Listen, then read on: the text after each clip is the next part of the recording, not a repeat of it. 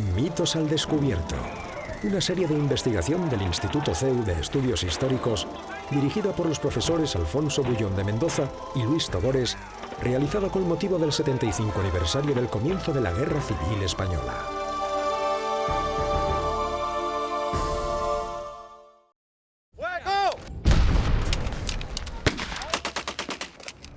En la Guerra Civil Española no solo se enfrentaron españoles de ideologías opuestas. A los campos de batalla peninsulares vinieron voluntarios de todas partes de Europa, del mundo, para combatir en la última guerra romántica de la historia. Una guerra en la que se enfrentaban dos concepciones antagónicas. La izquierda revolucionaria encarnada por Largo, Caballero y Negrín, frente a la Europa conservadora, tradicional y católica, representada por Franco. Junto a los primeros estaban Stalin y todo el poder de la Tercera Internacional Comunista. Con los nacionales, las potencias fascistas de Italia, Alemania y el autoritario Estado Novo portugués. En España se luchaba y se moría, mientras que el resto del mundo miraba con expectación la gran partida por el dominio mundial que sobre el territorio español se estaba desarrollando.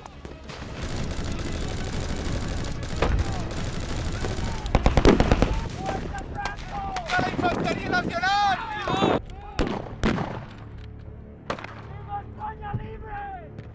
Intervención extranjera en la Guerra de España. La Guerra Civil Española fue un adelanto de la Segunda Guerra Mundial. Junto a los voluntarios y soldados profesionales reclutados por Hitler, Stalin, Salazar y Mussolini, vinieron un grupo de aventureros, soldados sin fortuna y sin trabajo, intelectuales y muchos militantes políticos que vieron en la Guerra de España la oportunidad de luchar y morir por una causa que les parecía justa. Para ayudar al Frente Popular, llegó armamento francés, ruso y mexicano, junto con asesores soviéticos y algunos pilotos galos y voluntarios de diversas nacionalidades. Las armas fueron pagadas con las reservas de oro del Banco de España, el famoso oro de Moscú. En octubre de 1936 llegaron los primeros brigadistas internacionales. Eran voluntarios comunistas y socialistas, más algunos aventureros reclutados y pagados por Stalin. Venían a España para combatir el fascismo y apoyar al Partido Comunista Español en las peleas internas por el poder que asolaban al Frente Popular.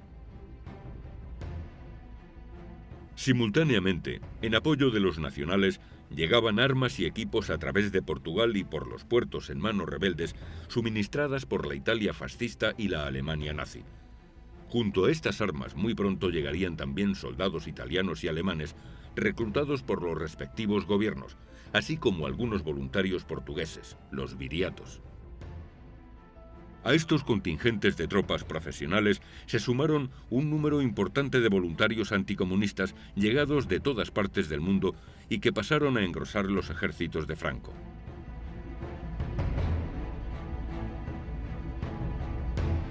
Dinero para ganar la guerra.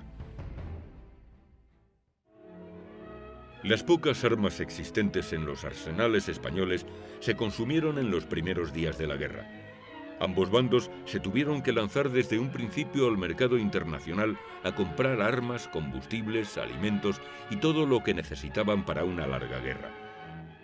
Desde el verano de 1936 empezó a llegar armamento alemán a los rebeldes, gracias a las gestiones hechas por el propio Franco ante Hitler el 25 de julio de 1936. Los nacionales, al comienzo de la guerra, carecían casi por completo de recursos económicos para pagar el armamento que necesitaban tras su fracasado golpe militar. Hay una frase muy famosa que se atribuye a Hitler durante esa conferencia que se desarrolló en Bayreuth, en la cual uno de los representantes que iban allí, que era el Bernard, le comenta a Hitler que en ese momento los nacionales solo disponen del dinero que hay depositado en el Banco de España de Tetuán, que no recuerdo la cantidad que había en pesetas. Y entonces Hitler le dijo a Bernard, se dice, que guarde ese dinero, que al ejército hay que pagarlo, porque un ejército mal pagado no funciona, entonces que ese dinero lógicamente lo guarde. Entonces hay un crédito inicial, y es que Hitler se fía simplemente de unos sublevados que han tomado las armas el 18 de julio, o sea, no hay un pago inicial en absoluto. Los rebeldes tuvieron que buscar en el exterior los recursos financieros de los que carecían. La España nacional logró créditos internacionales de Hitler y sobre todo de Mussolini, que les vendieron toda clase de equipamiento con la única garantía de una victoria incierta. Los ministros y asesores económicos de la España nacional lograron que numerosas empresas norteamericanas, británicas y de otras partes del mundo confiaran en su victoria gracias a los avales de grupos católicos de sus respectivos países y por las garantías ofrecidas al mundo financiero por los banqueros y empresarios españoles liderados por Juan March y con el aval político de Alfonso XIII. En septiembre de 1936, los sublevados crearon su propio Banco de España con sede en Burgos, del que nombraron consejeros a los mejores economistas y financieros de la zona nacional. Su gestión fue muy exitosa a lo largo de toda la guerra, por lo que su victoria en la guerra económica, a pesar de partir de posiciones nefastas, se puede considerar absoluta. Mientras tanto, el gobierno del Frente Popular, al conservar en su poder Madrid y las ciudades más importantes de España, controló desde un principio las reservas de oro, plata y divisas existentes en España, lo que no impidió que su gestión económica de la guerra fuese en líneas generales desastrosa. Con el oro del Banco de España, los gobiernos socialistas de Giral, Largo Caballero y Negrín financiaron su guerra. Compraron armas, inicialmente en Francia, y sobre todo a la Unión Soviética, pagándolas al contado con las reservas en oro de España hasta su casi total desaparición. Ángel Viñas ha escrito que salieron del Banco de España 10.000 cajas de oro, de las que 7.800 fueron a la URSS, otras 1.280 se entregaron a Francia. Así, de los 2.202 millones de pesetas oro disponibles en 1936, 1.586 millones fueron a Rusia y 616 millones a Francia. Este oro financió las compras de armas en el extranjero de la República durante los 3 años que duró la guerra. Armas para la guerra. El 21 de julio de 1936, el jefe del gobierno francés, Léon Blum, empezó a enviar armas a España para apoyar al gobierno Frente Populista de Giral. El día 25 de julio salió el primer carguero con armas francesas. El 28 llegaba el primer bombardero francés Potez a España, seguido unos días después de 13 cazas de Boatín D-371 y de otros 6 bombarderos Potez PO-54. A esto siguieron 10 nuevos aviones de modelos diversos. A comienzos de septiembre ya eran 40 los aviones comprados en Francia a un coste aproximado de 3 millones de libras esterlinas oro. Comenzaba así la ayuda francesa a la República Española, que se prolongaría a lo largo de toda la guerra.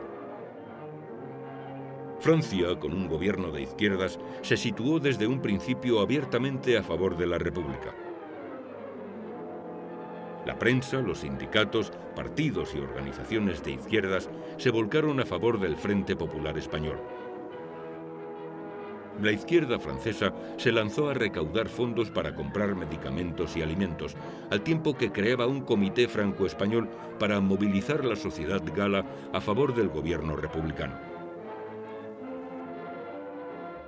Entre el 1 y el 4 de agosto de 1936, el ministro de Estado de la República, Augusto Barcia, realizó gestiones para comprar aviones militares, bombas y todo tipo de armamento a la Alemania nazi, llegando a ir a Berlín el mismísimo ayudante del presidente Azaña para negociar las compras. Pero en estas fechas, Hitler ya se había decidido a dar su apoyo a Franco. El antifascismo del Frente Popular podía no ser incompatible con el nazismo. Inglaterra, por su parte, apostó por la neutralidad. Los conservadores manifestaron una actitud amistosamente neutral a favor de los sublevados, mientras los laboristas, en la oposición, reclamaban del gabinete Chamberlain su intervención a favor del Frente Popular Español. Londres terminó apostando por la no intervención. Los intentos de impedir la entrada de armamento en España, propiciados por Inglaterra a través de la creación de un comité de no intervención, nunca llegaron a funcionar, para ser finalmente abandonados en 1937. Ni Francia ni Rusia, al igual que Alemania e Italia, quisieron que la iniciativa británica funcionase. El Comité de No Intervención nació para evitar choques importantes entre las grandes potencias y para nada más. Estados Unidos, bajo la presidencia de Roosevelt, se decantó por el embargo de armas a los dos bandos, pero este embargo no afectó al petróleo, un producto fundamental para la marcha de la guerra. En octubre de 1936, la compañía Texaco apoyaba abiertamente a los sublevados vendiendo petróleo a cuenta a pagar cuando fuera posible, al 3% de interés, mientras que el México del general Lázaro Cárdenas, socialista y antifascista convencido, se ponía abiertamente a favor de la República. El 21 de julio de 1936, Luis Bolín viajó a Roma enviado por Franco para lograr el apoyo de Mussolini. El 24 de julio, el embajador italiano Pedracci exhortó a Mussolini a apoyar a los rebeldes, dado el carácter salvajemente antifascista del Frente Popular.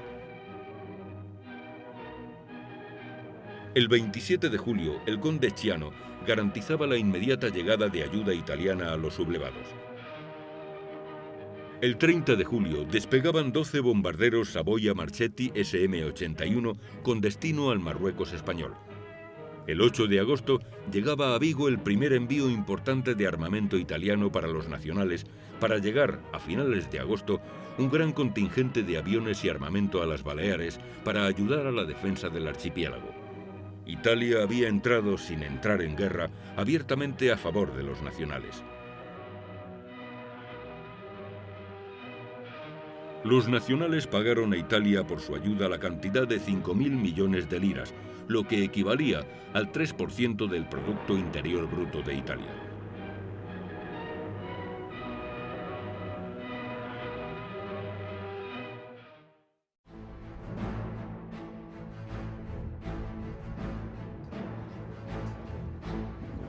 Por su parte, la Alemania nazi envió el 28 de julio de 1936 el primer contingente de asesores militares para Franco, que llegaron a Marruecos y Sevilla. El 31 de julio se producía el primer vuelo de un Junker de Lufthansa pilotado por el capitán civil Henge, transportando soldados marroquíes a la península. A este primer vuelo habrían de seguir el transporte de muchos soldados y material militar, en el que iba a ser el primer puente aéreo de la historia. Los aviones vendidos por Hitler a los nacionales tuvieron una importancia fundamental en los primeros días de la guerra. Si el ejército de África, legionarios irregulares, no hubiese podido cruzar el estrecho desde África a la península, se puede asegurar que la sublevación militar habría fracasado en las primeras semanas de la guerra.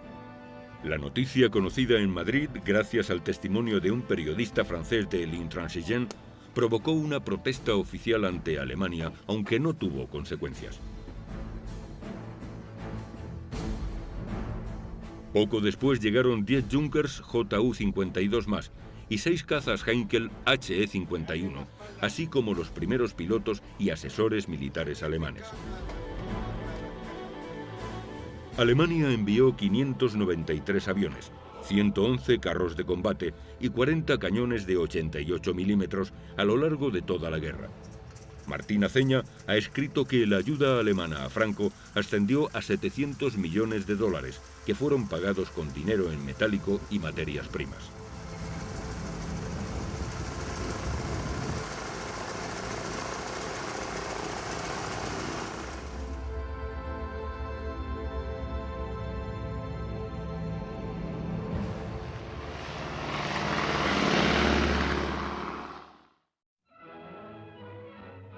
Aviones, buques y cargueros alemanes comenzaron a transportar a España material de guerra alemán. Estos barcos realizaron 170 viajes a lo largo de toda la guerra con destino a los puertos bajo control de los nacionales. El primer carguero llegó el 6 de agosto de 1936 a Cádiz. Las primeras armas que llegaron a España de forma masiva fueron las soviéticas, seguidas un mes después por la ayuda alemana y la italiana a los sublevados. Señala Ramón Salas que la ayuda exterior recibida por ambos bandos fue muy semejante, aunque en todo siempre inferior la recibida por los nacionales. La Unión Soviética fue desde un principio la mayor suministradora de armas y equipos para la República. A finales de agosto de 1936 llegó el embajador soviético Rosenberg a Madrid, acompañado de un numerosísimo grupo de militares soviéticos enviados para asesorar al gobierno español e incluso, caso de los aviadores y tanquistas, para combatir junto a los milicianos frente populistas. Su entrada en combate sirvió para impedir la caída de Madrid en noviembre de 1936 en manos de los nacionales, al tiempo que inhabilitaba las protestas de Largo Caballero por la intervención de la Alemania nazi en España. El 4 de septiembre entraban los comunistas a formar parte por primera vez en la historia de un gobierno en Europa occidental. Las armas soviéticas terminarían por dar el poder a los socialistas prorrusos y a sus aliados comunistas. Entre el 15 de agosto y el 15 de septiembre de 1936 llegaron a los puertos españoles cargueros soviéticos con 30.000 litros de combustible, los primeros de una larga lista que iban a arribar a las costas españolas en apoyo de la República. Poco después, en octubre de 1936, llegaba el primer gran envío de material soviético para el Frente Popular, compuesto por 40 carros de combate T-26 que establecieron su base en Archena, junto a 30 aviones de caza, entre ellos los famosos Chatos y Moscas, los mejores cazas de la guerra. A este material pronto le siguieron 100.000 fusiles, 5.000 ametralladoras y fusiles ametralladores, 200 millones de cartuchos y 600 cañones con 500.000 de proyectiles. En octubre de 1936, la ayuda soviética y francesa a la República era muy superior a la que recibían los nacionales de Alemania e Italia. Por cada 8 aviones que tenía el bando rebelde, la República tenía 9. Además, unas semanas después iba a llegar masivamente la ayuda soviética, instructores, pilotos, mecánicos y con ellos los mejores aviones de la Guerra Civil Española, el caza Mosca y el bombardero Katiuska. En la primavera de 1937 llegaron los carros blindados BT-5, que vinieron a confirmar que los mejores carros de combate de la Guerra Civil eran de fabricación soviética. La ayuda rusa fue de todo tipo. Algunos de estos equipos de diseño soviético empezaron a fabricarse en España, como ocurrió con los vehículos blindados UNL-35. Sus planos fueron entregados por los soviéticos y se empezaron a construir en unos antiguos astilleros valencianos que habían quedado sin uso. De los talleres de la Unión Naval de Levante salieron más de un centenar de autos blindados que, por azares de la guerra, fueron empleados por ambos bandos. Sin lugar a dudas, con la salvedad de los cañones alemanes 8,8, el material soviético fue el mejor de todo el utilizado en la Guerra de España, aunque su efecto en combate fue muy inferior al esperado. Yo estoy convencido que estaban al mismo nivel. Probablemente los rusos se sorprendieron del armamento alemán y los alemanes se sorprendieron del armamento ruso. Lo que ocurre es que los rusos mandaron lo mejor que tenían y los alemanes no mandaron lo mejor que tenían. Esa es la gran diferencia en cuanto al concepto del armamento. Los alemanes mandaron, quizá en aviación sí, mandaron armamento experimental de todo tipo, pero en cuanto a carros de combate, que fue un arma importante y nació pocos años antes en la Primera Guerra Mundial, aunque se desarrolló durante la Guerra Civil Española, los alemanes mandaron un armamento, unos carros verdaderamente ridículos, igual que los italianos. Entonces, yo creo que los dos contendientes se sorprendieron del armamento que mandó el contrario. La aportación soviética al esfuerzo de guerra del Frente Popular fue la más importante recibida por los dos bandos enfrentados. Stalin envió a la República 1.111 aviones, 482 carros y blindados y más de 500.000 de fusiles. Una ayuda que consumió la casi totalidad de las reservas de oro y divisas de España. La Legión Cóndor, ayuda alemana al bando nacional.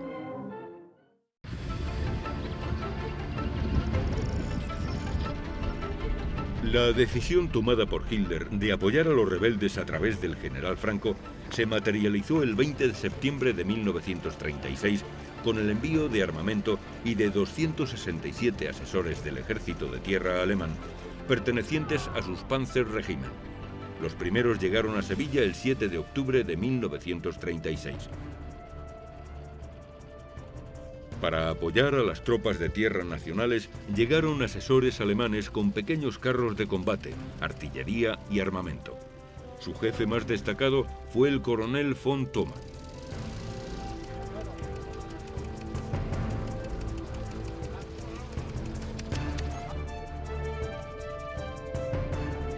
En total llegaron a España 122 Panzer I junto a 300 cañones contracarro PaK 35-36 de 37 milímetros, obuses de 105 milímetros, camiones Krupp, lanzallamas, material de comunicaciones, ametralladoras MG-13 y 34, motos, etc.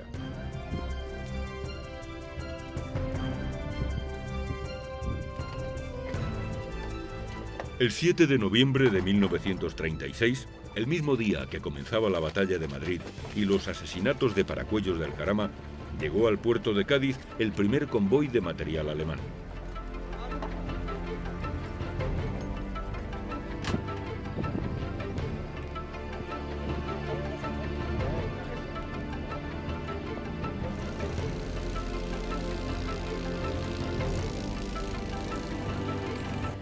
La entrada en combate de los aviones rusos Katyuskas decidió a Hitler a enviar una fuerza aérea de 100 aviones y artillería antiaérea servidos por miembros de la Luftwaffe bajo el nombre de Legión Cóndor. Estos soldados alemanes formaron una unidad autónoma bajo mando alemán y a las órdenes directas de Franco. La ayuda alemana tuvo una primera fase que fue un conjunto de armas y pertrechos que eran necesarios para empezar la guerra, que fue hasta noviembre del 36, y a partir de noviembre del 36 se organiza ya una unidad, que es la Legión Cóndor, que combate durante el resto de la guerra. La ayuda consiste básicamente en una serie de técnicos militares, una serie de armamento de primera generación, una parte muy importante, y una ayuda a nivel, digamos, político, un régimen como era el nacionalsocialista en ese momento, uno de los regímenes importantes en Europa, que apoya a uno de los bandos. Las potencias occidentales, que no habían sentido preocupación por la entrada en combate de aviones y carros de combate soviéticos y de las brigadas internacionales, como tampoco por la llegada de aviones italianos, vieron con enorme preocupación el nacimiento de la Legión Cóndor.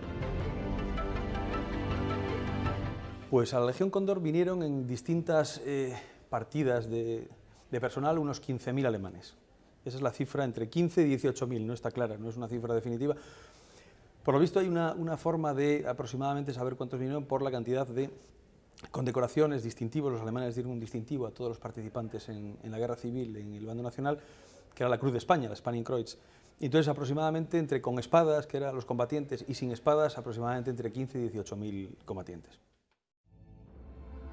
La colaboración alemana más importante fue la prestada por la Luftwaffe. Los aviones alemanes e italianos dieron la supremacía aérea a los nacionales, lo que resultó determinante para su victoria final.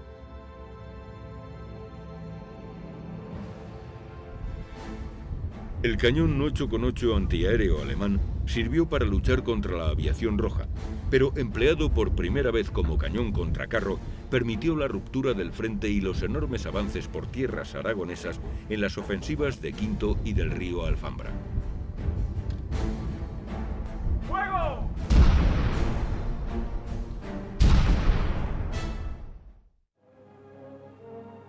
Entre las intervenciones más cuestionadas de la Legión Cóndor están los tristes y debatidos sucesos del bombardeo de Guernica. En la actualidad, sabemos con exactitud qué ocurrió el 26 de abril de 1937 en Guernica. Las falsedades por desconocimiento voluntariamente realizadas por escritores como Songworth, Preston o Anthony Beevor han quedado ya evidenciadas. El bombardeo lo realizaron aviones Junker 52, más 3 aviones Saboyas italianos, un Dornier 17 y un Heinkel 111, con bombas explosivas de 50 y 250 kilos, algunas de ellas incendiarias. se produjeron 3 oleadas de bombardeo entre las 4 y las 6:30 horas de la tarde. Concretamente, el día del bombardeo de Guernica, la Legión Cóndor hace 2 bombardeos. Uno por la mañana a Guernicaiz, que como suena parecido, la gente a veces se equivoca, y por la tarde al de Guernica. Y fueron los mismos aviones con las mismas bombas. El bombardeo destruyó un 25% como mucho de casas, de edificios, y luego eso se extendió hasta el 78. O sea que realmente es verdad que la mayor parte de la destrucción la hizo el fuego. Lo que pasa que, claro, que no la hizo el fuego provocado por los dinamiteros, como se dijo inicialmente. Lo hizo el fuego al extenderse el fuego provocado por los aviones, y que los bomberos de Guernica y de Bilbao no supieron contener, que era difícil. Hoy sabemos que los muertos causados por el bombardeo fueron 126, de los cuales 106 están identificados con nombre y apellidos. Una cifra muy inferior a los 1.645 de los que hablan historiadores supuestamente solventes como Preston y Bibor. La ayuda de Hitler y Mussolini no fue solo material. A mediados de noviembre de 1936, Alemania e Italia reconocían oficialmente a la España de Franco. El prestigio de las 2 naciones fascistas quedaba ligado ineludiblemente a su victoria. Y yo creo que fue muy importante porque, a diferencia de la República que se entregó en brazos de Stalin, los nacionales nunca se entregaron en brazos de Hitler. Sí que se lo agradecieron profundamente, pero Franco mantuvo una política con respecto al Tercer Reich de mantener la independencia. En absoluto pensó en darle una serie de entregas ni territoriales ni económicas que sobrepasaran lo que había aportado, y de hecho eso se ve muy claramente en el asunto que le llamaban el asunto Montana, que realmente era montaña, aunque la ñ ya sabéis que en alemán no existe, y era una serie de concesiones mineras con respecto a los alemanes establecidos en España, que Hitler quiso que Franco pues hiciera una serie de concesiones, y al final Franco dijo que ni hablar, que todo eso en absoluto, porque iba en detrimento de la independencia y la soberanía de España, ¿no? Entonces ahí se demuestra clarísimamente que Franco los consideró aliados, amigos, pero nunca se echó en brazos tan descaradamente como hicieron los republicanos con la Unión Soviética. El CTV italiano, la ayuda del fascismo a Franco. Mussolini tomó la decisión de intervenir a favor de Franco el 26 de noviembre, unos días después de la entrada en fuego de los brigadistas comunistas en las trincheras de Madrid. El 1 de diciembre de 1936 se firma el protocolo secreto italo-español de Anfuso, por el que se regulaban las relaciones militares y de todo tipo entre Mussolini y Franco. Unas semanas después llegaban los primeros soldados de la Italia fascista a España. El CTV, el Cuerpo de Tropas Voluntarias, se constituyó por Italia, Mussolini, que mandó aquí a España con el tiempo llegaron a ser miles de combatientes para que ayudasen a Franco. Lo que se ignora es que al principio, cuando llegaron, fue una imposición de Mussolini a Franco, porque Franco no quería tantos italianos. Él pensaba que con 2 o 3 batallones de voluntarios tenía suficiente, y de repente aparecieron varios barcos en Cádiz cargados con miles de italianos. El primer contingente de tropas enviado por Mussolini fue de 3.000 camisas negras que llegaron a España el 23 de diciembre de 1936, 2 meses después que los primeros brigadistas internacionales.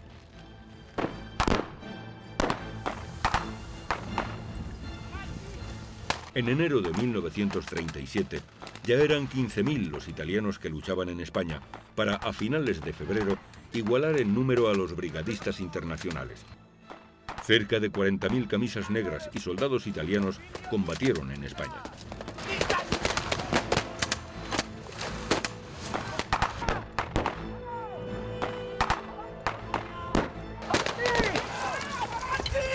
Las tropas del Cuerpo de Tropas Voluntarias italiano Participaron de forma fundamental en la conquista de Málaga y en la ofensiva fracasada de Guadalajara.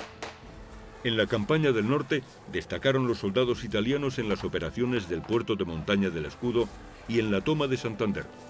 El papel de los italianos en la campaña de Aragón, la llegada al mar por Vinaroz y luego en la ofensiva de Valencia fue verdaderamente importante.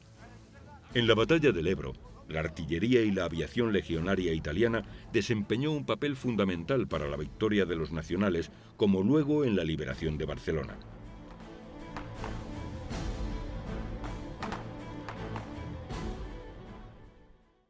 A lo largo de toda la guerra se calcula que su número estaría entre más o menos unos 75.000, la mayoría, unos 40.000 de ellos, o incluso más, provenientes del propio ejército italiano, y los otros 30-35.000 de las milicias fascistas.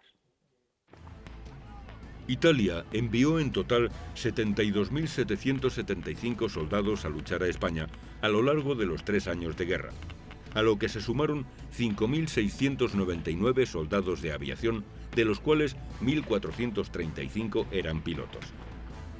Los soldados de CTV italiano sufrieron un 5% de bajas, 11.500. De estas, 2.352 muertos, una cifra algo inferior a las sufridas por unidades de choque nacionales como los requetés y falangistas, que sufrieron en torno al 6%. Las brigadas internacionales tuvieron unas bajas del 33%. A mediados de agosto de 1938 empezó la retirada, aunque en octubre aún estaba en España la División Vittorio, más 3 divisiones que contaban con algunos oficiales y sargentos italianos y con soldados españoles e italianos.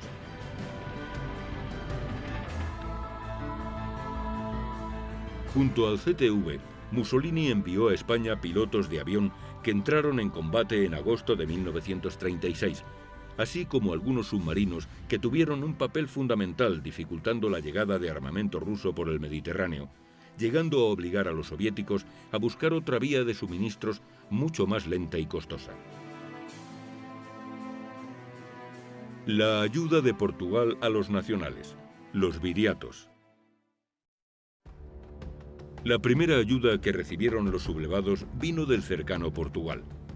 La ayuda material y en hombres fue casi insignificante, pero estratégicamente resultó fundamental, ya que el gobierno de Lisboa permitió que se refugiasen muchos jefes rebeldes y que a través de su territorio se comunicasen las 2 zonas bajo control rebeldes, inicialmente incomunicadas. En Portugal gobernaba Oliveira Salazar desde 1928. Un católico ultraconservador, autoritario y abiertamente antimarxista. Salazar apoyó a Franco, al bando nacional, por razones de interés nacional y de razones de interés político, porque Salazar entendía que el triunfo de una república en España en esas condiciones sería el triunfo de la revolución y eso, por tanto, pondría en tela de juicio, amenazaría directamente al régimen autoritario de Portugal y sería una amenaza incluso para la independencia portuguesa, por las tendencias iberizantes y federalistas que se inscribían dentro del conglomerado republicano, ¿no? Hubo una ayuda militar pequeña, hubo una ayuda logística muy importante por la posibilidad que tenía esa enorme frontera que lindaba con la España franquista directamente desde muy pronto, ¿no? De canalizar todo tipo de armamento, de material, de suministro, sobre todo al principio. Hubo una ayuda también importante desde el punto de vista de la propaganda. Las emisoras y los periódicos portugueses, o gran parte de ellos, estuvieron naturalmente al servicio de la causa nacional, y lanzaron hacia el exterior de la península también la propaganda del bando nacional. Y hubo sobre todo una ayuda diplomática de primer orden. Básicamente esta es la principal ayuda que prestó Salazar al régimen de Franco y a la España franquista. la de hacer algo así como de puente entre la Europa atlántica, las potencias atlánticas, básicamente Inglaterra y España. Luego un mínimo, efectivamente, contado de 2.400 y pico, 2.500 portugueses. Eso del lado nacional, en el bando nacional. En el bando republicano hay también portugueses que combaten. Y sabemos que sería un mínimo de 500 y probablemente podría irse a una cifra por encima de 1.000, incluso aproximándose a los 2.000.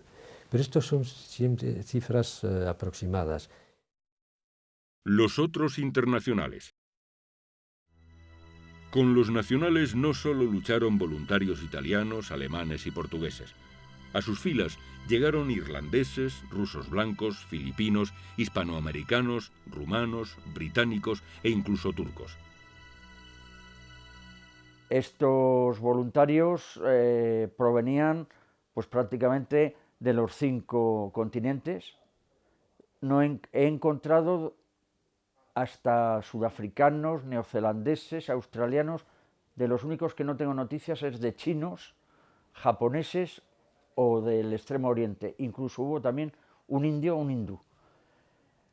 Ellos vinieron como pudieron, porque no se les facilitó para nada en absoluto, al contrario de lo que pasó con las brigadas internacionales, el acceso a territorio nacional.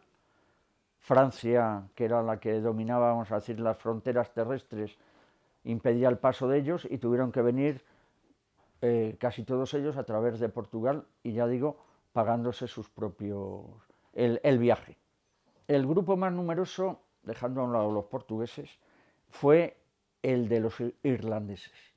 Vinieron un poco más de 600 irlandeses, con los cuales se formó lo que se llamó bandera irlandesa de la Legión o del Tercio, entonces todavía seguía siendo Tercio.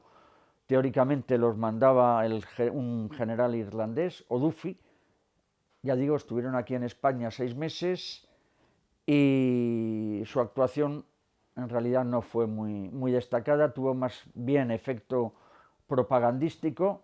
Aquí en Madrid, en las cercanías de Madrid, tuvieron un combate en Titulcia y luego, por desavenencias entre O'Duffy y el gobierno nacional y porque la unidad no funcionaba, pues se les repatrió a su país. Luego hubo también un grupo de unos 300 franceses y otro tanto de italianos no incluidos en el CTV, pero la mayoría de ellos, cuando se constituyó el CTV, pasaron de la Legión al CTV.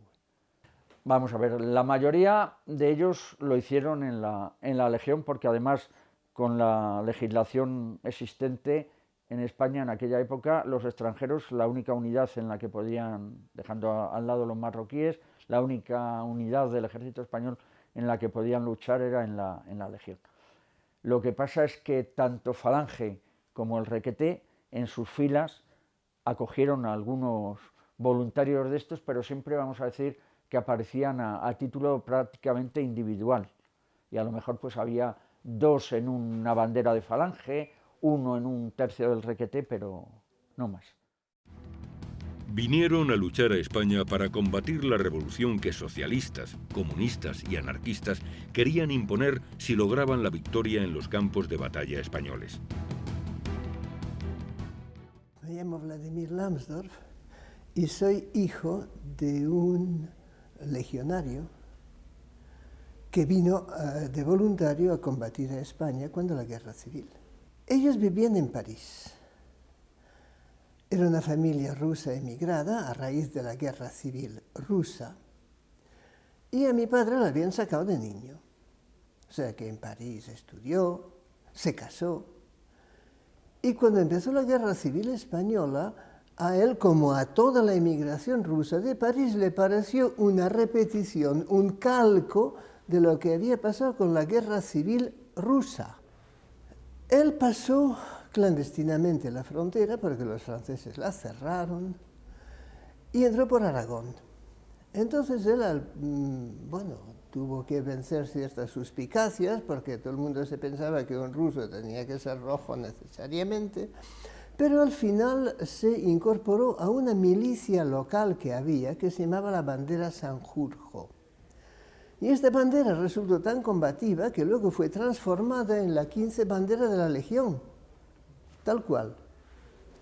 Y estuvo pues en todo el frente de Aragón lo que duró. O sea, mi padre estuvo en la reconquista de Teruel, estuvo en Belchite, fue herido, en fin.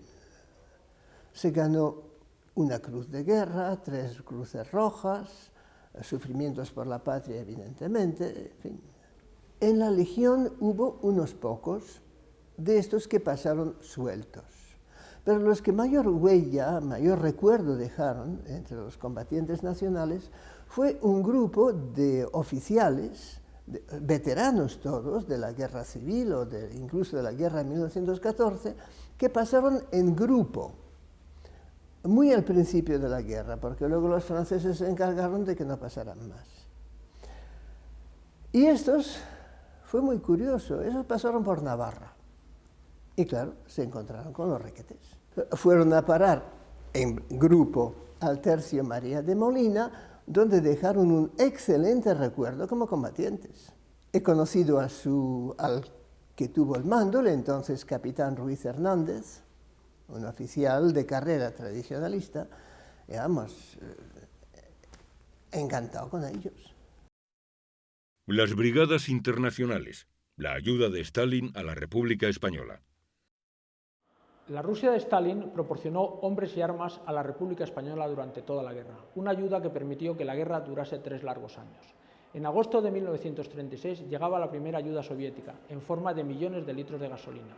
Inmediatamente y hasta el final de la guerra empezaron a llegar armas, municiones, carros de combate y aviones. Pero de todas las ayudas que prestó Stalin a los comunistas y socialistas españoles, la que más nos llama la atención, la más famosa, es el reclutamiento de comunistas y socialistas de todo el mundo para luchar en la guerra de España. Vinieron 70.000, se encuadraron en una unidad que conocemos como las Brigadas Internacionales y su papel resultó determinante a lo largo de toda la guerra. El 19 de julio de 1936 se celebraba en Barcelona la Olimpiada de los Trabajadores. Muchos de los participantes, al tener noticia de la sublevación militar, cambiaron sus ropas deportivas por el fusil, convirtiéndose así en los primeros voluntarios extranjeros que tomaron parte en la Guerra de España. Los atletas proletarios se incorporaron a la lucha armada contra los militares sublevados que se estaba produciendo en las calles de Barcelona. Fueron liderados por el diputado comunista alemán Hans Weimler. Rápidamente formaron la primera unidad extranjera de la Guerra de España, la Centuria Thälmann.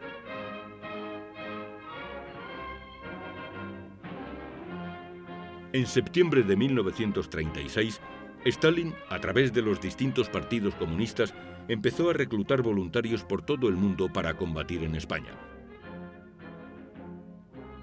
La operación fue financiada por la URSS con 1.000 millones de francos que sirvieron para reclutar inicialmente 5.000 voluntarios, cantidad que pronto creció hasta convertirse en un auténtico ejército comunista internacional.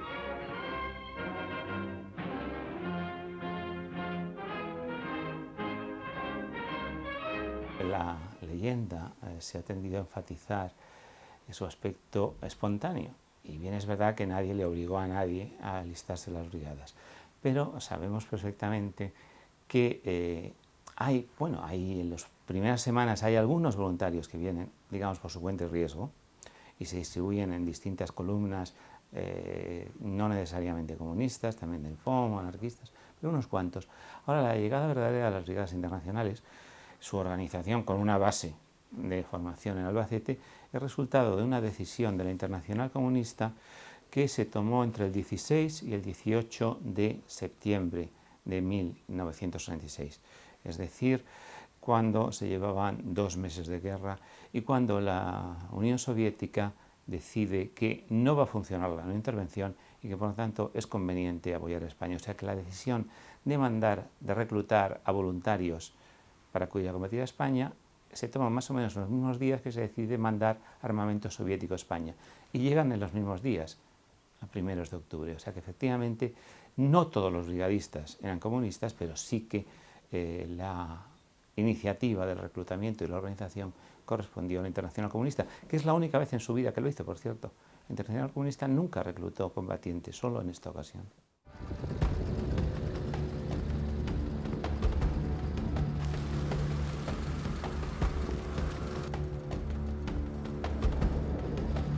Las brigadas internacionales pasaron de los 8.483 hombres que las componían a finales de octubre de 1936, de ellos 308 pilotos, a tener unos efectivos de 35.744 a finales de diciembre, solo 2 meses después. Muchos autores cuantifican en 70.000 hombres los brigadistas internacionales que lucharon en España. Tuvieron casi 10.000 bajas, y una cifra muy superior de desertores, prisioneros y desaparecidos, y casi más de un 50% de heridos. Al principio se alistaron franceses, alemanes e italianos, aunque pronto llegaron muchos eslavos, británicos, estadounidenses, canadienses y así hasta 69 nacionalidades distintas. Al llegar a España fueron encuadrados a través de la organización de milicias del PCE, su mítico Quinto Regimiento, siguiendo las plantillas organizativas de las recién nacidas brigadas mixtas del nuevo Ejército Popular de la República.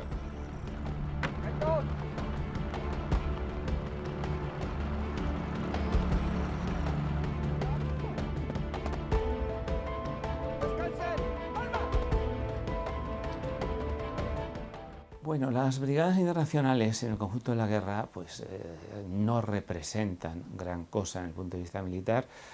Se calcula que venían unos 30 y tantos mil voluntarios, 30 y poco mil, de los cuales quizá no hubiera nunca más de 15.000 al mismo tiempo en España.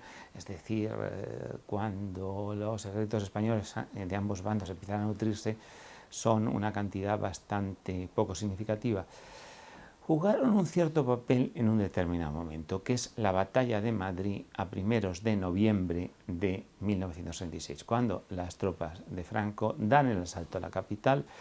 Ha habido un avance fulgurante desde Andalucía hasta Madrid, a través de Extremadura, a través de Talavera, llegan a la capital, pero por cierto, con las brigadas internacionales llega la aviación rusa, los carros de combate rusos y la artillería rusa. La suma de la aviación, los carros de combate y la artillería rusas con militares rusos, más estos voluntarios que juegan un papel mucho de fuerzas de choque. Hombre, eso decide la batalla de Madrid. Yo no soy un historiador militar y supongo que esto sería difícil de afirmar, pero sí que juegan un cierto papel en la victoria, en la victoriosa defensa de Madrid a principios de noviembre. Luego ya su papel cada vez menor, juegan un cierto papel en la batalla de Jarama, pero en fin, la batalla de Jarama queda en tablas en definitiva. O sea que no son un elemento trascendental en el curso de la guerra de España, salvo ese papel unos días de noviembre que fueron decisivos para que Madrid resistiera, ¿no? Desde su llegada a España, los brigadistas internacionales se semi-integraron en el Ejército Popular, aunque en la práctica contaron siempre con gran independencia bajo la dirección de los comunistas españoles y sus asesores soviéticos. Su jefe fue el comunista francés André Marty. Sus hombres, inicialmente, constituyeron 5 brigadas numeradas de la 11 a la 15. Según avanza la guerra, los brigadistas internacionales extranjeros fueron cada vez menos, y sus bajas se fueron cubriendo con soldados españoles, al igual que ocurría con las divisiones italianas que luchaban con los nacionales, siendo pagados sus salarios por las arcas de la República. Eran brigadas del Ejército Español, del Ejército Popular de la República, las brigadas número 11 a 15 del Ejército Popular de la República, y entonces formalmente no había distinción. De hecho, con el paso del tiempo, las propias brigadas 11 a 15 cada vez tuvieron más combatientes españoles y menos extranjeros, porque en realidad a partir, digamos, de marzo del 37, es decir, a partir del segundo año de la guerra ya llegan bastante pocos, muy pocos nuevos reclutas y por tanto las antiguas brigadas internacionales se van españolizando, pero siempre son formalmente unidades del ejército español, claro. Barcelona too said farewell to the internationals, and the Avenida 14 de Abril was lined with more than 250,000 people who had gathered to see the brigades for the last time through the streets of Barcelona. The President of the Republic, Manuel Othania, Dr. Negrin, Martínez Barrio, the Speaker of the Cortes, Luis Companys, the President of Catalonia, cabinet ministers and deputies from all parties took the salute as the internationals marched past, led by picked units of the Navy, the Army and the Air Force. Los últimos brigadistas que quedaron en España combatieron por última vez en el puerto de Alicante en el último día de la guerra contra los voluntarios fascistas italianos.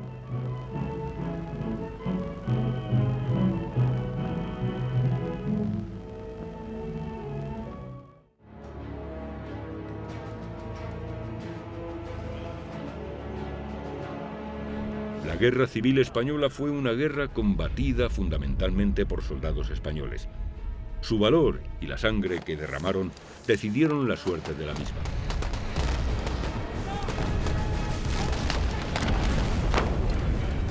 Su valentía resultó determinante en el desenlace de la misma, aunque es necesario reconocer la importancia que tuvo el armamento extranjero en la evolución del conflicto, aunque no determinó quién había de lograr la victoria, ya que las armas compradas por ambos bandos en el extranjero lo fueron en cantidades muy semejantes. Los soldados extranjeros que lucharon con uno u otro bando durante la guerra tuvieron un papel determinante, en algunos casos crucial, pero la suerte de la guerra siempre dependió de la decisión de los mandos nacionales de uno y otro bando y del valor de los soldados españoles que en ella lucharon. El rebelde general Yagüe siempre dijo que los soldados más valientes del mundo, después de sus soldados, eran los españoles que defendían la República, lo que no suponía un desprecio hacia los voluntarios extranjeros que lucharon en la Guerra de España, sino la constatación de una realidad.